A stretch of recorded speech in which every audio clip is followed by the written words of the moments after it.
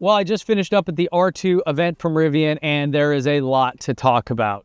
First off, I think the biggest headline here, besides the R3 and R3X, which they also sort of teased, is the starting price. $45,000 before tax incentives is absolutely fantastic. That is going to move a lot of product.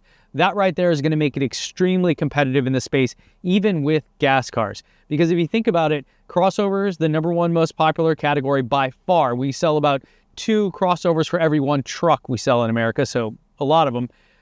That at that price point, $45,000, you've got a real competitive kind of landscape with other high-end models in that crossover segment. So really, really good job there. Now, the other specs that I want to talk about before we get into the more subjective things are every model, every trim level will be over 300 miles. That is huge because that is right where people stop to worry about range anxiety. And I can tell you right now, as someone that's been living with this forever, over 300 miles really is comfortable. You know, on a day-to-day basis, you're not thinking about it, you're not worried about it.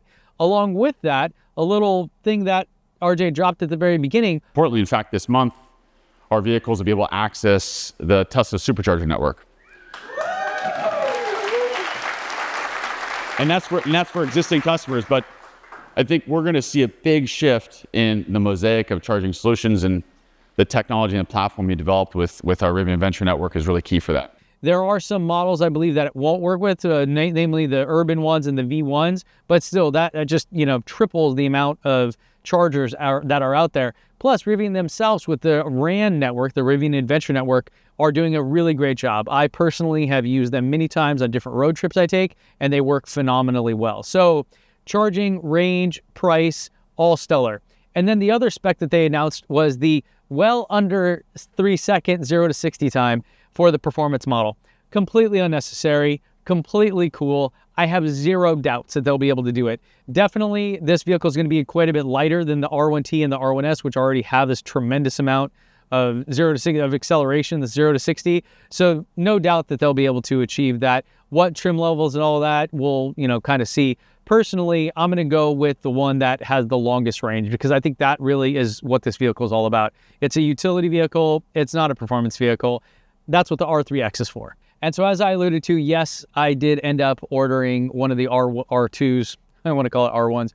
And the reason why is because we had the R1S for a week on a loaner. And during that time, it was fantastic, but we really felt like it was just too much vehicle for us. The R1T with the truck bed turns out to be much more useful for us given our lifestyle.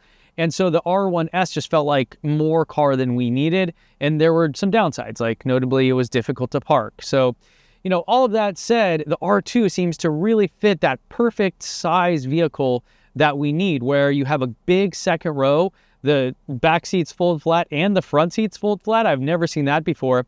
So you can camp in it, you can put larger items in it. I mean, it's really, really functional, but also I know it's going to be really comfortable. It has 2 glove boxes, so it's kind of neat. There was a big applause from the audience during that.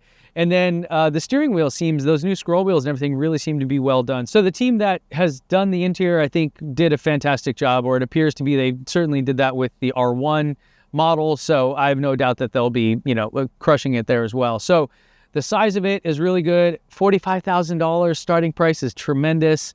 All models being over 300 miles. I mean, we'll probably go with the cheapest, longest range one you have. Definitely don't need to worry about the performance and all that. And just the overall design of it, I really, really like. I like it more than the R1S. It's much more sleek in the back, and I just think it has a better profile. So I'm excited about it. I think that this is going to be their sort of flagship vehicle in a few years. I wouldn't be surprised if down the road, 5-6 years from now, this is 60-70% of their sales, kind of like the Model Y is for Tesla. So I really think they crushed it. I'm very excited to get one, to drive one. So stay tuned on the channel for that. So first impressions are all very good of this vehicle. I just really can't, they couldn't have done a better job as far as I'm concerned in terms of the design, the specs, everything all around. So let me know what you guys think. If you have any other questions or things you want to see specifically when I do get to actually drive it, let me know so I can kind of keep those in mind. And thanks for watching, guys. I'll see you back here in the next one.